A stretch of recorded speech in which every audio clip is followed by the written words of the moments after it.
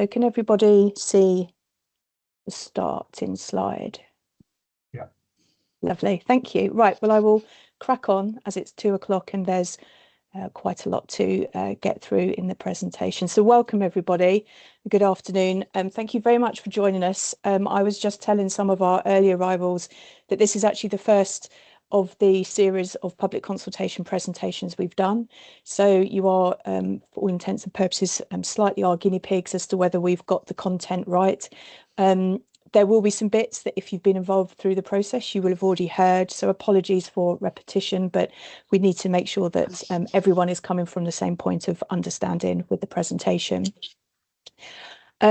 We will be recording a session, or rather we are recording a session, so you may wish to turn your camera off, and please, for the purposes of enabling the my talk to be clear, please could you make sure your microphones are switched off as well.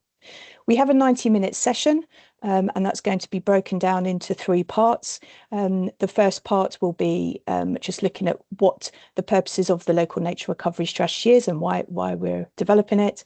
The second part is looking at the what the local nature recovery strategy actually is, and the detail, the bits, the parts that we're consulting on. And if we're getting on okay with time, we'll have a short break after that point. If not, we'll plough on into part 3, which is looking at how the local nature recovery strategy, as far as we understand it, can be used to inform nature recovery. And I'll also just show you how you can use the online mapping tool to really delve into the detail of it. Just a reminder that if you want to put any Q&A, any questions in, please use the Slido. We will have a Q&A session after each part, but feel free to log your questions as we're going through the session, and we'll come to them after each sort of section. And finally, just to let you know, we will be making a copy of the presentation available. So don't worry about sort of having to scribble everything that's down on the slides. We'll make sure that it's circulated to you all following today's session. So let's get started. So first of all, setting the context as to what the strategy is and why we have it. So in 2023, we had this State of Nature report, which really highlighted the dire states nature is in. We have a decline in our species abundance, which has gone down by an average of 19% since 1970. And consequently, we're seeing 1 in 6 species are threatened with extinction. And since the nature recovery report, the nature report was established, some 151 species assessed have already been lost within the country. There's also the fact that our habitats are not in great condition as well. Only 1 in 7 of the UK's important habitats for wildlife were found to be in good condition. So it's perhaps not surprising when you see such statistics that there's the fact that the UK is classified as one of the world's most nature depleted countries. And this obviously is a very worrying fact. Then if we look at the local level, unfortunately, that national picture is very much reflected within Kent and Medway. So ourselves conducted a State of Nature report in 2022, and this showed that 10% of our assessed species are threatened with extinction. And similarly to the state of some of our habitats, over 30% of our sites of special scientific interest are not in favourable condition. And when you consider that these are the areas in the county that are home to our most rare and endangered species and should represent our best wildlife and geological sites, this fact is even more concerning. There's also been a decline in the area of land under conservation management, which would suggest why we're finding our habitats are not in favourable condition. And the majority of our rivers and lakes are not meeting the good ecological status. And this is all coupled with the fact we have a growing population in Kent, and that means that concerns such as habitat fragmentation, habitat loss, increasing pollution levels, all of this is unlikely to change without significant intervention. And it's important as well that we address this desperate picture, not just for nature's sake alone, but also for all the services we get from nature. We are utterly dependent on the ecosystem services that a healthy natural environment provides for us. So that's provisioning services, so providing us with food and drink, giving us the water supply we need, and also building materials such as timber. It also regulates our environment. It helps us to have clean air, it stores carbon, and it provides pollination services for a lot of the food we eat. It supports our life on Earth by ensuring that we have healthy soils and that our nutrient is cycled within the system. And finally, it also provides really important cultural services. So it not only helps with our physical health and our mental well-being, but it also provides tourism and recreation. And of course, associated with all of those services is an economic association of which the country also depends. So recognising the desperate state we're in and the importance of nature across the board, in 2022, the government published some legally binding targets to protect our environment, clean our air and rivers, and boost nature. These legally binding commitments pledged to end the decline in nature and pledged that nature would also recover. And recognising that any recovery of nature would need targeted, coordinated and collaborative action, the Environment Act established the need for the development of local nature recovery strategies, which brings us to today. So a local nature recovery strategy, as I said, is a legal requirement of the Environment Act. Within England, there will be 48 of these created with no gaps or overlap. So if you consider each local nature recovery strategy as a piece of a jigsaw, when they all join together, there is complete coverage of England. To make sure that they do have this join up, they are led by regulations and statutory guidance. So we're all meeting the same requirements of what a local nature recovery strategy should be doing. And all bodies delivering these strategies have provided with a grant from DEFRA to enable this development. The strategies are strategic in nature and are looking at nature recovery at a landscape scale, and all are locally developed by an appointed responsible authority. So for Kent and Medway administrative areas, that responsible body is Kent County Council. But it's really important to note that although Kent County Council is developing this strategy, it is not a KCC strategy. It is very much a strategy that is owned by the county and effectively is a strategy that DEFRA have asked us to prepare on their behalf to bring that local flavour, that local interest, the local needs into that strategy. And that together, all of these strategies will agree the local priorities and associated actions for nature recovery and the wider environmental benefits that they bring. And by looking at that requirements locally, when you bring them together collectively, we'll have a nature recovery network for England that ends the decline in nature and supports its recovery. And one really important element of the local nature recovery strategy is the fact that it needed to be collaboratively developed. So normally, quite often, a strategy would be done in a darkened room with a few people helping you to sort of put input, maybe a steering group. But largely the first time anyone would really see any aspect of the strategy would be at public consultation stage. And that really was not the approach that we were asked to take, and very much that there should be engagement right from the word off. And I'll come to that in a second.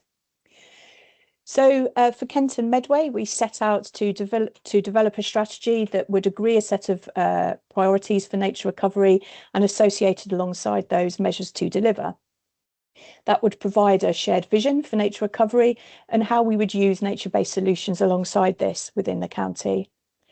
It would therefore sort of develop a framework for joined up action, and that would be developed with those that would be instrumental in its delivery. And because it was collaboratively developed and developed by those who would be taking a role in delivering a strategy, it would not only be ambitious, but it would also be provide a realistic and deliverable plan. And importantly, a plan that's linked to supporting mechanisms and finance for its delivery too. And finally, the strategy would be spatially framed. So we have to also map where this action should be to identify where it's most needed and where it will deliver the greatest benefits. There are a number of things that the strategy will and won't do. So just quickly to clarify those, although it is spatially mapped, it will not draw localised, detailed or definitive boundaries, but instead it identifies where action is going to provide us with the greatest gains for nature recovery. And it does not dictate or instruct actions. It does not state that because we have identified certain measures to deliver the priorities, it does not mean that they are dictated to happen. But it does identify these potential measures that could be taken in support of nature recovery. And on a long similar line, it will not force landowners and managers to make any changes to the way they use and manage the land, nor their operations. But by linking delivery of the strategy priorities to government grants and other funding and investment sources, it will hopefully be that action will be incentivised. And the strategy, importantly, will not offer any protection to land, nor will it prevent development from happening. But it will inform local plans, future local plans, that is, and it will also inform development management because it's related to biodiversity net gain. And finally, it will not end in 2025. So we will publish hopefully in the summer, but actually that's when the real work begins in terms of delivery. And on top of that, the strategy itself will be reviewed, revised and republished on a regular cycle, which must happen between every 3 and 10 years. How the strategy will and won't do all of these things, I will come to in the third section of the presentation this afternoon. But essentially what we're looking at is a strategy that will direct action investment to areas of greatest need and benefit, and will direct losses and impacts away from our most valuable natural assets. In developing the strategy, we applied eight principles throughout. And in terms of consideration of various things, we wanted to ensure that the strategy was delivering. So first of all was the need to consider the landscape character, the catchment functions and the ecosystem links across the county. This is a landscape scale strategy, and therefore the function of the landscape and the function of all those parts was really important to be considered. We also looked to focus on addressing the most significant impacts arising from the pressures and challenges that face nature, and to target our efforts on most significant and important habitats, both locally and nationally. And at a local level, to concentrate on habitats that are threatened in the extent are degraded in quality or at risk from climate change. We would also give detailed consideration to the needs of threatened species, identifying bespoke interventions needed and ensuring that any management considered species requirements and the habitats they're associated with. Further, we would look to support both the local and national priorities and ambitions.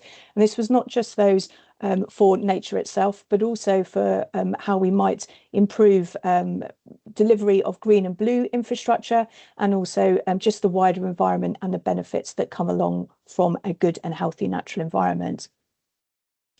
We aimed to identify actions and delivery mechanisms that would be needed to achieve the priorities, and to target these to where they were most needed. So where action was most needed, or where benefits could be best delivered, or ideally both of those.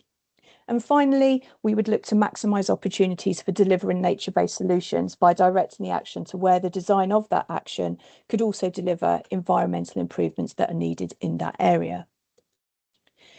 And a really key principle of the strategy development was participation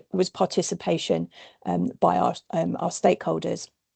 We wanted to make sure that from the very outset, stakeholders had the opportunity to genuinely participate, because that would enable us to ensure that the strategy was based on the most up-to-date data and evidence, was developed with the input of all of our experts, informed by those with local knowledge and practical experience, and would ensure that the strategy development was done under a very transparent and open process.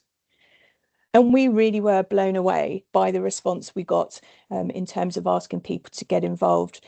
We had over 1,000 people engaged through various workshops and events that we held. And this is actually a modest estimate, as it's only based on the events which we collected attendance numbers for. And through everything that we attended over the course of the past year, we considered the figure as likely double that. And we had representation from all sectors, and it was really fabulous to see not just sort of people that we've worked with in the past, but to meet new partners and to really get them engaged and hear their thoughts on what we needed for nature recovery. And not only did we have a number of people, so not only were there lots of people in the room, we also had over 280 different organisations, bodies, businesses and affiliations involved. So we really feel that this genuinely is a strategy that has been developed by the county.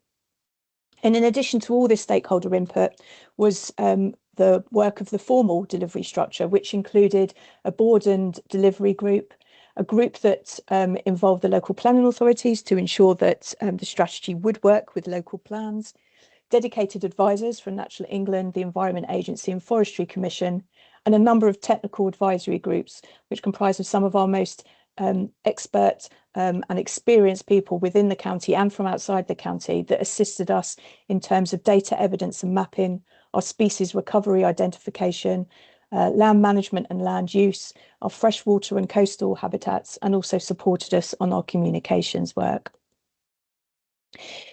And so owing to this exceptional amount of input, whenever I use the word we in terms of what the strategy is proposal, that we really does mean the county. It does not mean KCC. It really does reflect the many stakeholders that have contributed. And we're completely indebted to the extensive contributions that all of those partners and stakeholders have made and the time they've given and the expertise they've given over to us. So the strategy is divided into two documents with the addition also of the online mapping tool. And part one essentially sets the context for the strategy and provides a justification for many of the priorities and actions that the strategy proposes. Because I think a lot of you will understand what our challenges are, what's so special about Kent and Medway's nature, and what it is that we need to address and do. I've decided not to focus on this part of the strategy for this presentation, but to instead to go on to what the actual real nuts and bolts of the strategy are, which is presented in part two. But having said that, if anyone reads through part one and has any questions about that, please do feel free to contact the team. Or if you've already read it and you have some questions, feel free to pop them in the Slido and we'll look to address those at the next Q&A break.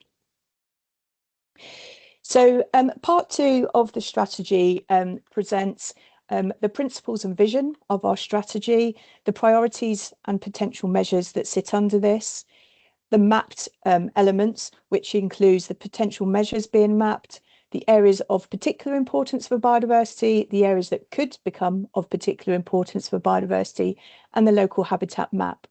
And these elements are the elements of a local nature recovery strategy that are required by the regulations. So these are all elements that we had to present.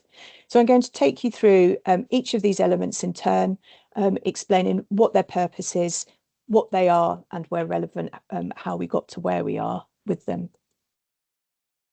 So first of all, we have the Kent and Medway Local Nature Recovery Strategy principles, and these are very much based on Professor Lawton's principles, with the addition of maximising opportunities for nature recovery, to deliver nature-based solutions, and also recognising the integral role that private landowners, managers and farmers have in supporting nature recovery.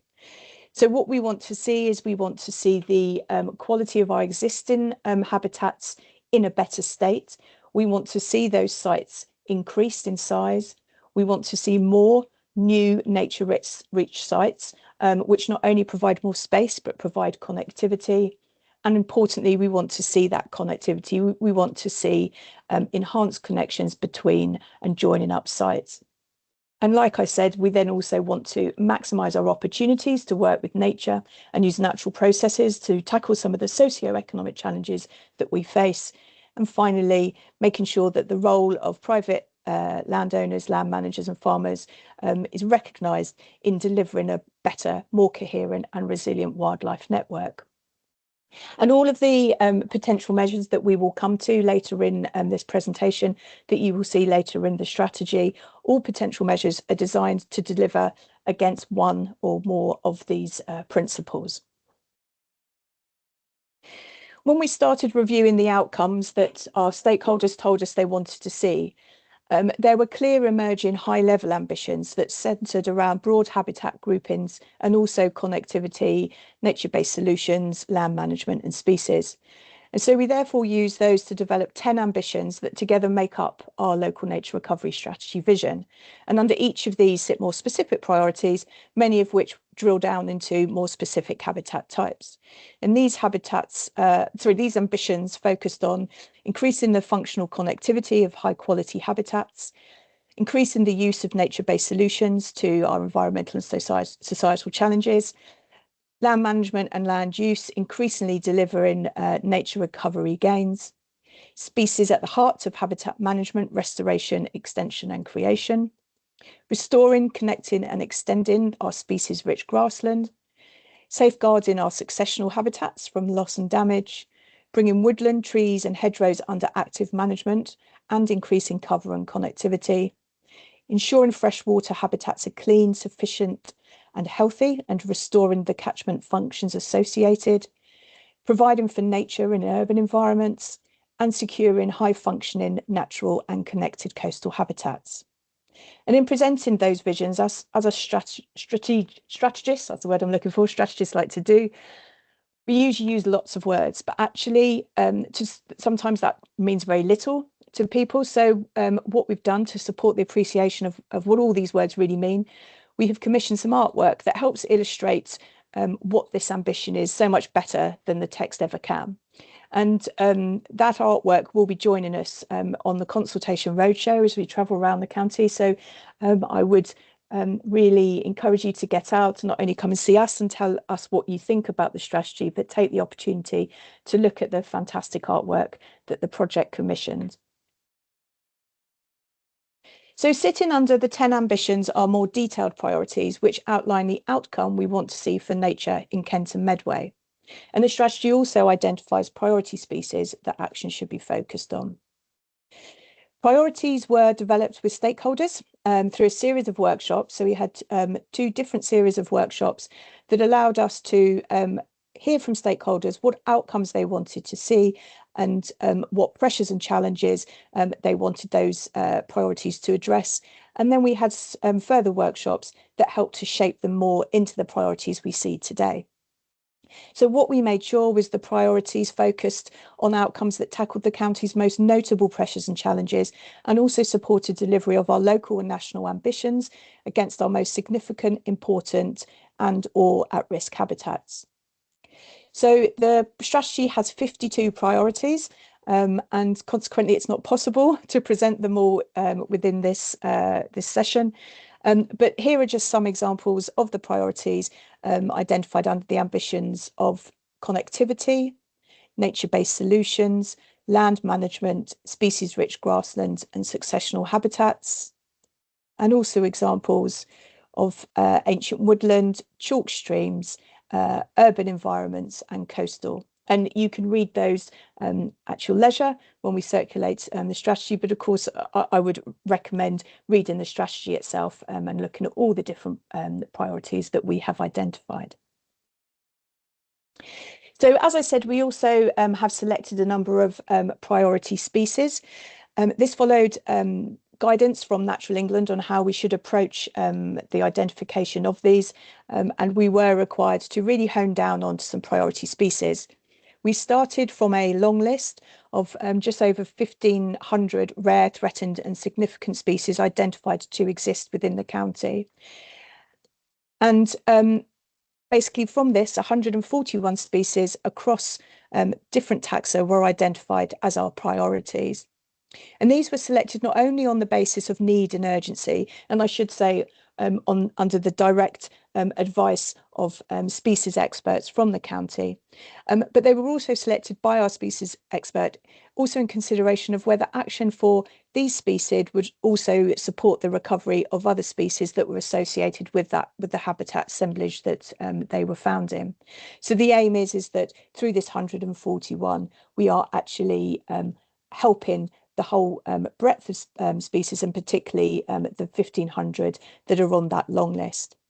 And similarly to the priorities that we've just gone through for habitats, for each priority species, potential measures to support their recovery are identified. Now, as I said, there were a number of priority species that weren't specifically selected. So as well as designing the selection of priority species around those which would have a wider benefit, we also include a priority in the strategy to ensure that consideration is given to all our threatened and vulnerable species when designing any works that the strategy is supporting. So moving on from those priorities, sitting under each of those 52 priorities are a number of potential measures. And potential measures are essentially the proposed action to deliver the priority and targeted to where it will deliver the greatest gains and benefits. Within the strategy, every priority has its associated potential measures listed, denoting which of the strategy principles they relate to. So this is an example of a priority, and it's presented potential measures from the strategy. So in this case, we have a potential measure that helps to deliver against the better principle. We also have a potential measure that helps to deliver against the more.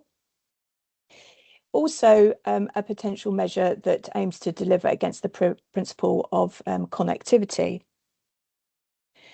Also presented within the strategy are supporting measures that may be needed. So these are things like supporting landowners with information, or providing a network where people can make contact with others that have experience. These sorts of things but they sit outside of the scope of the local nature recovery strategy, because our measures can only relate to habitats and species.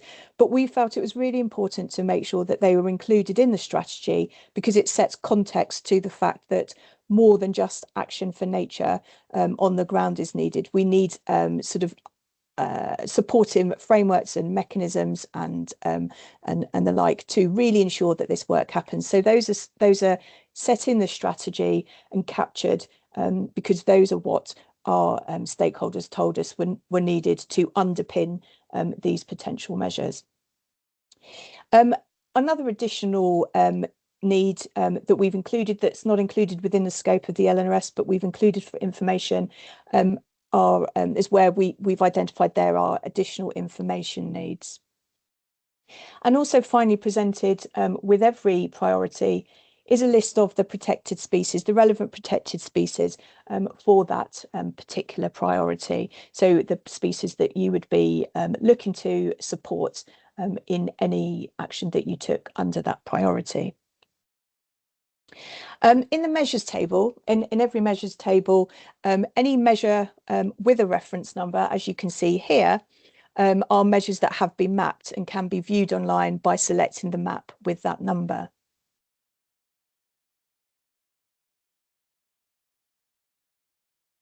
Okay, so the map measures are targeted to where they will deliver the best gains and the widest benefits, and also nature-based solutions. More detail is provided in the strategy and appendices as to how we develop the mapping, but I thought it would be useful to give you a brief overview as to how we got to the mapped potential measures. So first of all, we looked at what data and evidence we needed to inform and define the mapping of each potential measure.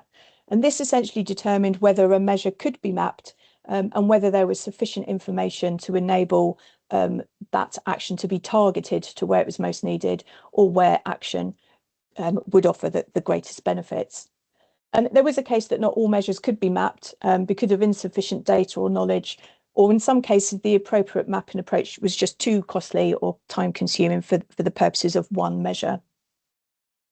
The initial approach of only mapping those measures that could be sufficiently refined to devise our areas that could become of particular importance for biodiversity meant that when we presented maps, some areas of the county appeared from the mapping to have no potential or importance for nature recovery, and this was not the case, and instead just represented areas where measures largely related to improving management, and therefore there was little on which to prioritise one area over the other, or the available data just simply wasn't available or wasn't sufficient to enable what we envisaged was the required refinement to develop our areas that could become of particular importance for biodiversity. However, when we took this mapping to our stakeholders, understandably, they viewed this as problematic and felt that this mapping misrepresented the actual value of those areas to nature recovery. So consequently, we took the approach to actually map every potential measure that could be mapped. So anything we had data for, we would map it, even if that was only to the extent of basing the opportunity on the existence of a habitat type or the potential for that habitat type. So consequently, every potential measure that can be mapped is, but not every potential measure that is mapped was used to inform the areas that could become of importance for biodiversity. And I'll come to how that was addressed shortly.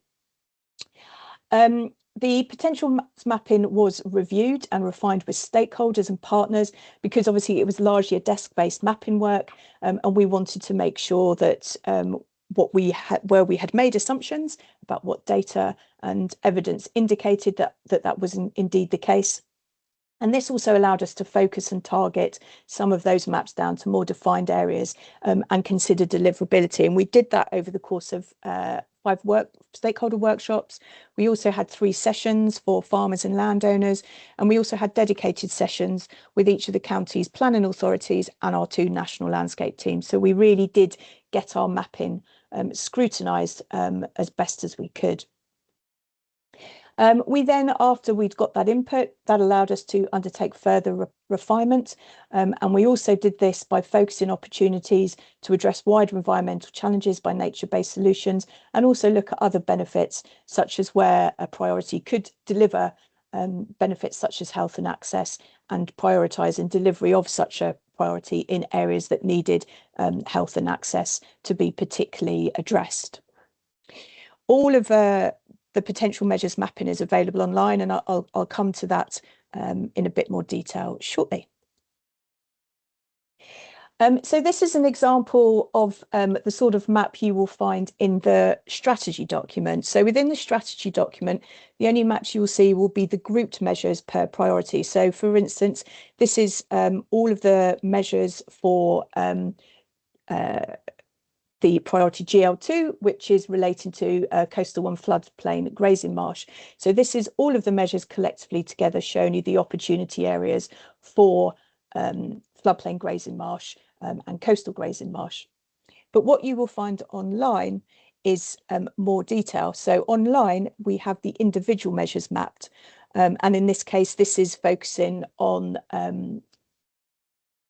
potential measure GL 2.2, which is under grazing marsh, looking at where grazing marsh should be restored, extended and created to give us the greatest gains for the flowers and so the flora and fauna species that our marshes are really important for in the county. So the benefit of the online presentation, and the reason we've gone to that, is because it allows you to go down to a much more localized level. So rather than having to view it at a county level, as is indicated on the map here, when you're on the tool, you can then scan right down and really look at the local level as to where that measure is mapped. So that's the first of the mapping in the strategy, but there are 3 other maps that are presented as part of the strategy. The first is the areas of particular importance for biodiversity, as we call it, the APIB. And this is our mapped national conservation sites, local nature reserves, local wildlife sites, and irreplaceable habitats. So this is based very strictly on regulations, and we could only include the sites that the regulations allowed us to. So the irreplaceable habitats in this regard are those based on those considered as irreplaceable under the biodiversity net gain requirements. So for this case, it's ancient woodland, ancient tree inventory, coastal sand dunes, Spartina swards, and lowland fens. So those irreplaceable habitats are pulled together with our sites of local importance and our nationally designated sites to give us our areas of particular importance for biodiversity. The second areas map is mapping areas that could become of particular importance for biodiversity.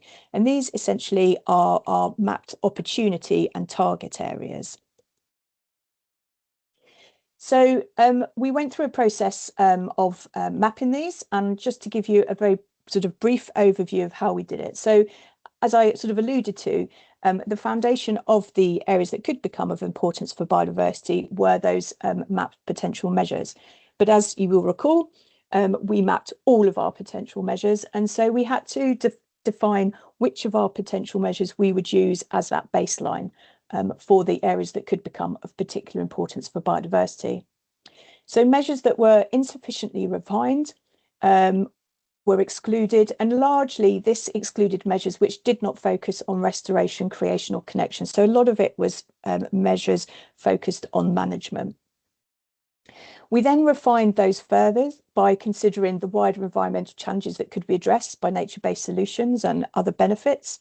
So really trying to maximise, if we're investing in nature recovery, what other benefits can we get out of this? And one benefit of doing that is it also opens up funding to other from other sources that might not necessarily fund nature recovery, but say could fund flood management or water quality restoration. If there's funding available for that can be delivered through a nature recovery action, it opens up access to wider sources of grants, funding and investment. So we used that to refine it further. And then finally, we applied connectivity modelling, and we placed priority for connectivity on areas of low species flow, areas where there is a bottleneck for connectivity, and also focused on buffering and or linking our existing areas of particular importance. So our areas that are already offered some form of protection through planning and or theoretically are already under some element of conservation management. And the rationale for this was this would allow a more joined up connective landscape, which is the ultimate ambition of the strategy. So if you consider the principles are a hierarchy of going from better to joined up, then by focusing where all of the creation and restoration actions happen, then that in turn will deliver that connectivity for us and will deliver the connectivity to where it's most needed. This map is a perfect example or perfect way of illustrating why we could not map all the potential measures. So I just wanted to include this to answer the question that would likely come up of why couldn't you include all potential measures? So this map illustrates by mapping all the potential measures that we did map, and just shows you that pretty much the whole of the county is covered. And this isn't surprising because it shows us what we already know, that everywhere in the county has the potential to be an important area for nature. But the requirements of the local nature recovery strategy, what we were required to do by DEFRA's regulation was to be more focused and to identify these areas that it's really critical that we see action taking place in. And that is how we result with our areas that could become of particular importance for biodiversity. So following those principles, following a refinement, and then refining it further to ensure that there's connectivity across the county, we end up with a map of areas that could become of importance for biodiversity that looks like this. And that covers 38% of the county. The final element of the strategy of part 2 is our local habitat map. So this is essentially combining the areas of particular importance for biodiversity and the areas that could become of importance for biodiversity. And that identifies the areas of strategic significance. And that's what the map looks like for that. And this final session, I'm going to give you a quick overview of the online mapping tool, and then how those maps, how we understand the maps will be used to inform nature recovery action in the county. I was going to actually do a live demonstration of the online tool, but decided it probably was wiser to just do it through some screenshot captures, just simply because with so many people online, it might take a while to load and to demonstrate. So apologies that it's a bit static, this part of the presentation, but I really would encourage you, once you've had a look, once you've seen this presentation, to go on and have a play with the tool itself. There is on the Making Space for Nature website, on our consultation pages on there. There are some guides on how to interpret and use different elements of the strategy, and one of those guides is how to use the tool, which basically summarises everything that I'm going to be saying now. So again, please don't worry about taking notes, because it will be in the presentation, and also it's on that the guide that's online as well. So first of all, just to note that the mapping tool has been created for the purposes of the consultation, and the intention is to develop something that's got more functionality once we have a clearer steer on the mapping's role in nature recovery, action and local planning, so that we can ensure it's truly fit for purpose. So consequently, you might find there's some elements of the online tool that, if you were to design it, you would not have done it in this way. But it's basically, we're not inviting, as part of the consultation, feedback on the tool. It's purely there as a facility to enable the measures mapping and the local habitat map layers to be viewed. So, but having said that, when we do start developing the online tool, we will be going out to stakeholders to see what elements of the online mapping tool they would like to see replicated, and what sort of features they would like to see, to make sure that we develop a tool that's really useful. Anyway, focusing on the tool that we have now. So when you first launch the tool, you will get the pop-up that's shown on the screen right now. And you essentially just please read through the pop-up just to take the notes, and you click the OK arrow, and that will take you through to the map itself. Please note that there is a heck of amount of data sitting behind this mapping tool, and consequently some layers may take some time to view, and depending on your internet speed and depending on your own computer specifications, this could take a minute or two. So do please be patient with it, but I would say that if it stretches over 2 minutes, it might be that it's stalled and it's worth refreshing a page, but hopefully you should have no issues with it. If you do find you're repeatedly having issues loading up the maps, please do get in contact with the project. So as I say, you click OK, and you're brought to this mapping interface. And what you can do is, using the mapping layers menu, you can then select various layers to view. So we have a number of mapping functions on the tool. First of all, you can select your preferred baseline map. So you can have either street view, which is what shows currently, you can have it grayscale, or you can have it as a satellite. Street map is the default view. You can also choose whether to have on or off the district boundaries, the labels for those districts, and also the rivers network. Again, they are all on as a default, so you can just click them on and off as you wish and as you need them.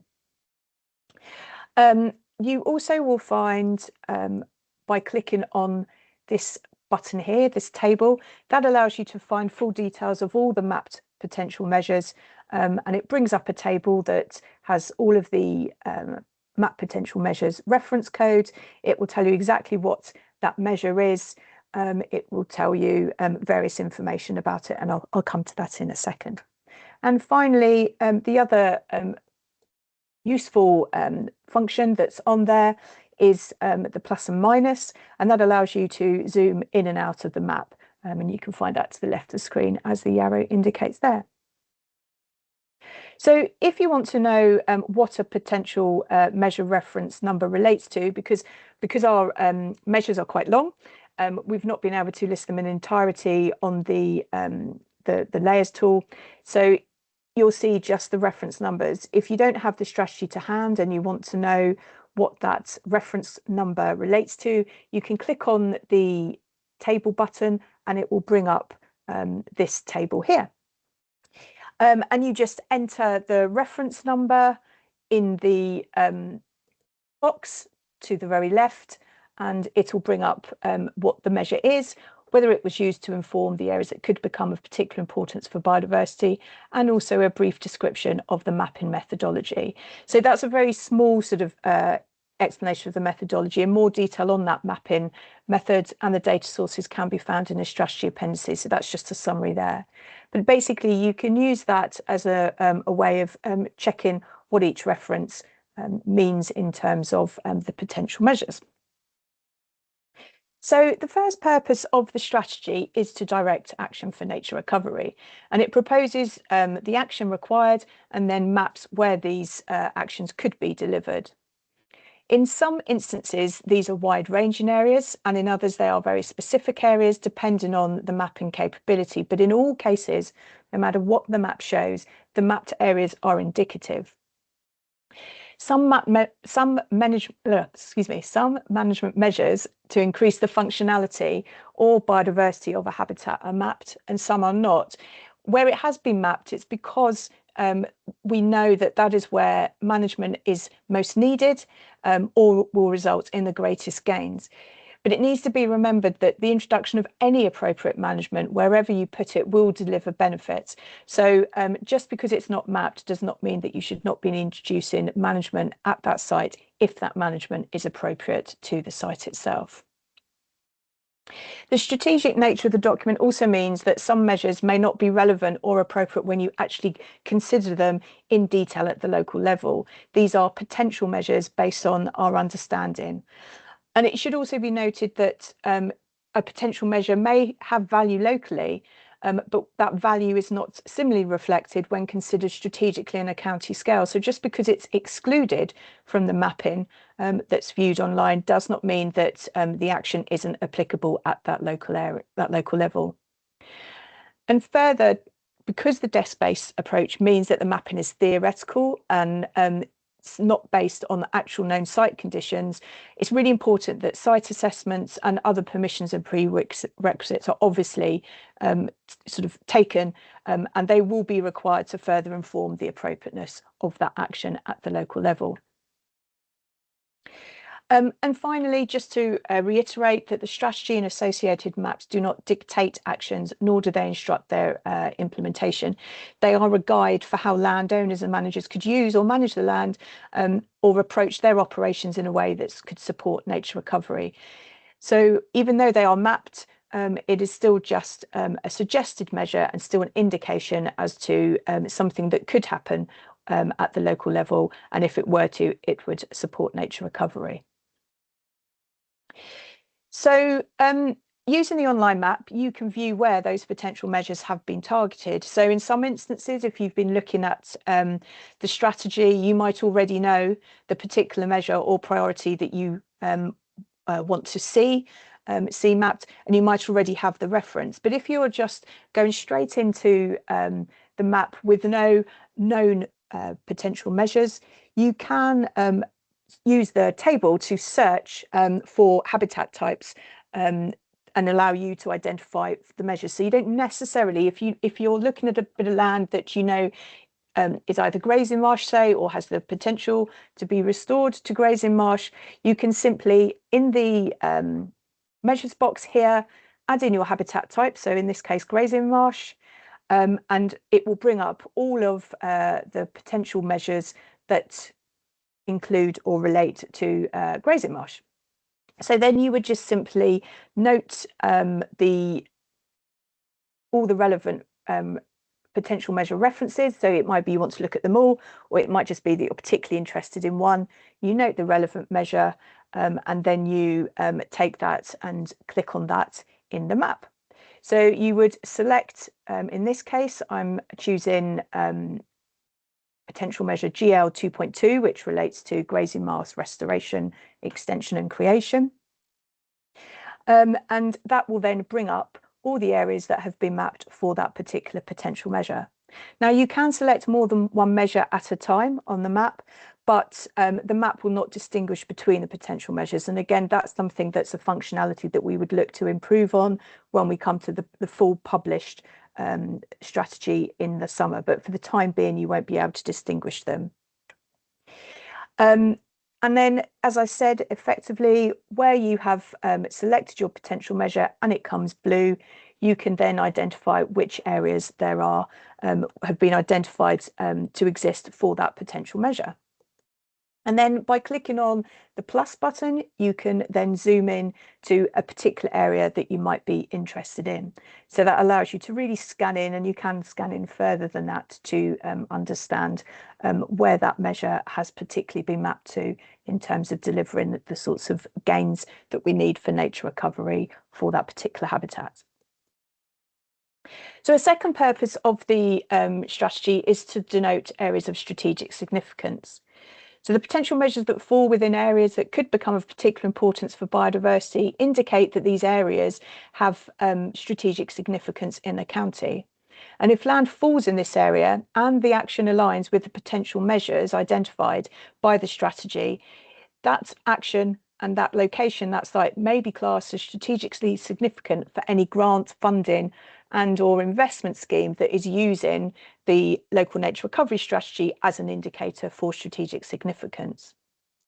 But one of the main uses of strategic significance is in relation to biodiversity net gain.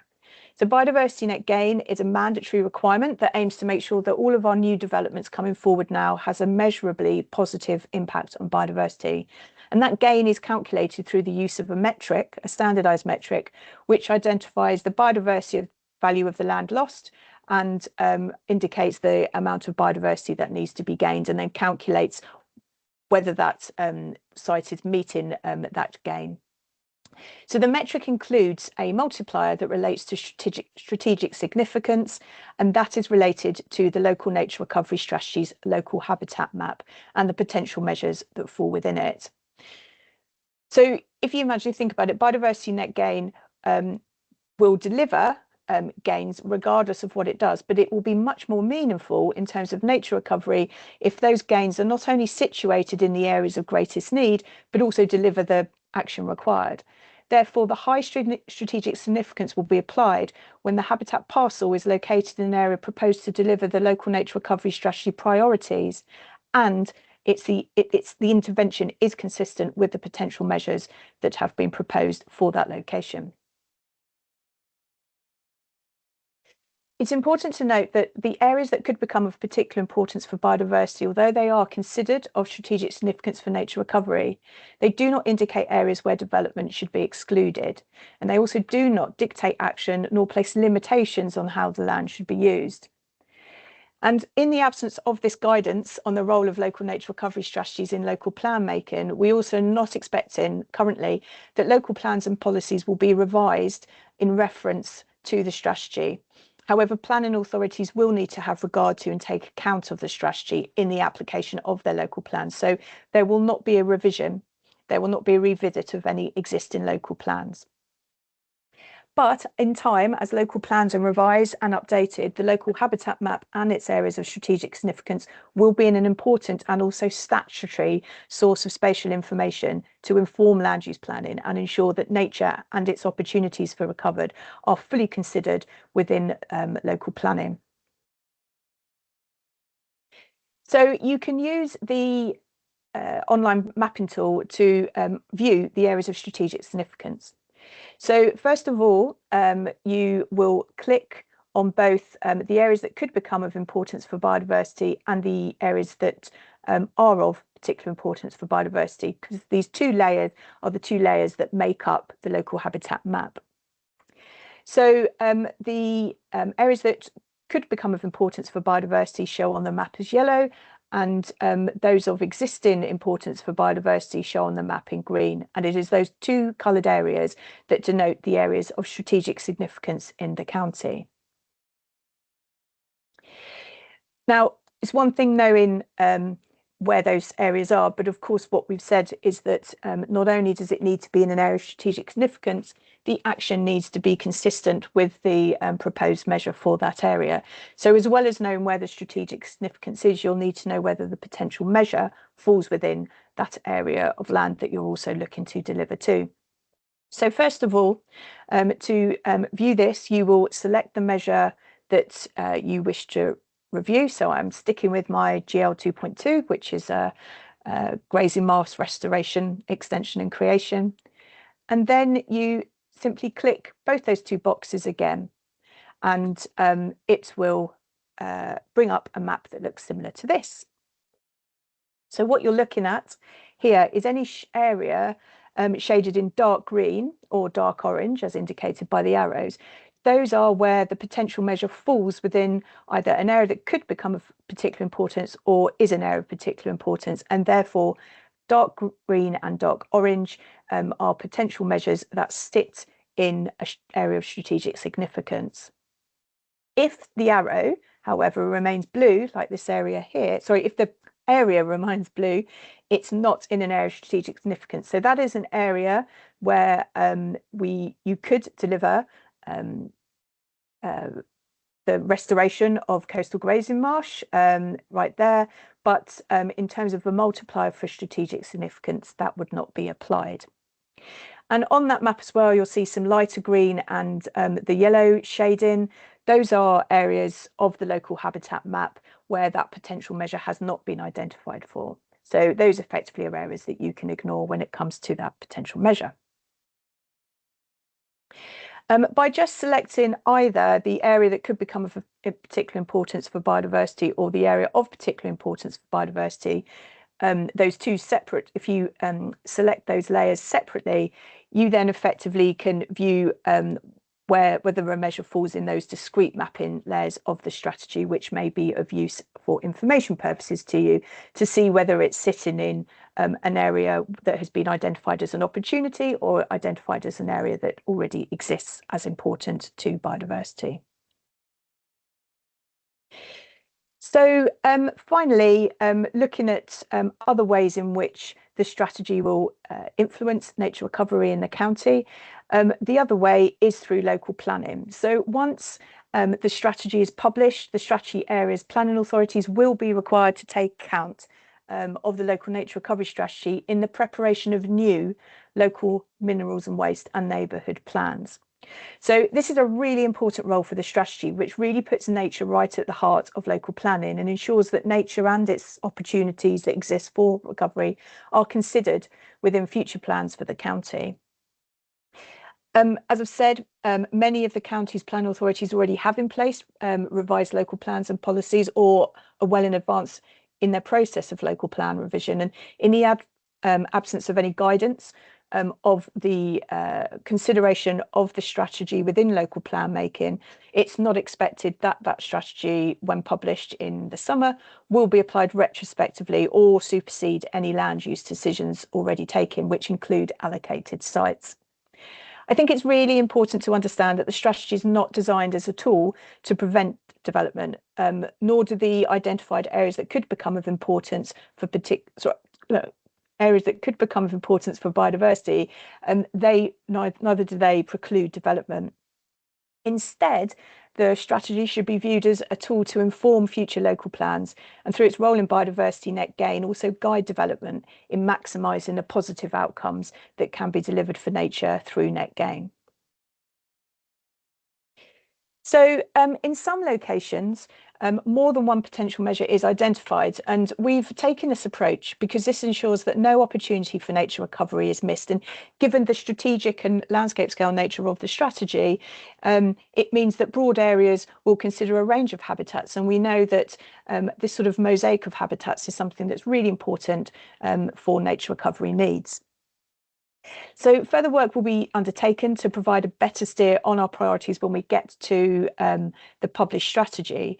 But these will be based on the application of the strategy principles. So we would be looking that the first, where there are multiple actions or multiple measures proposed for an area, that they should first start by putting in place appropriate action and appropriate management and making sure that the existing site is in good management and is in a good quality state.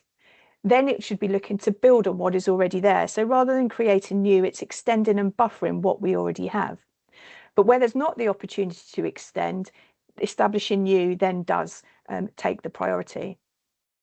And the assumption is that we will achieve our priority of joined up habitats by delivering on those first three principles and focusing the action of those first three principles in the areas that could become of importance for biodiversity, because we have designed the areas of particular importance for biodiversity to support and aid connectivity of our natural environment in the county.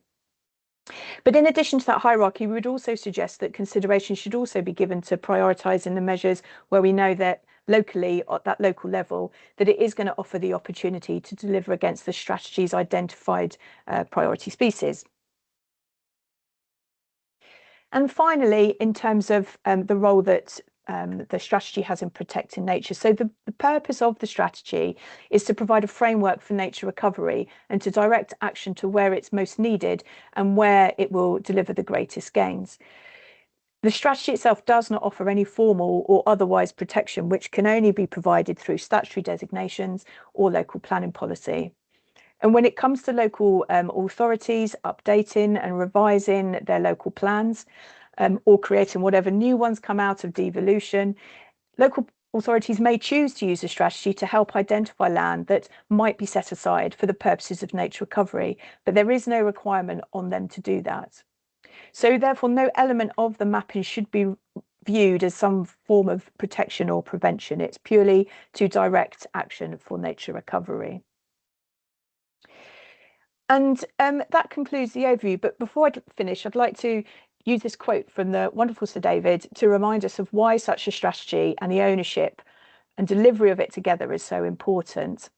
And also just to note that it's really important that we hear your views on the strategy so that we can ensure it is something that you not only endorse, but can adopt in the delivery of your action for nature recovery.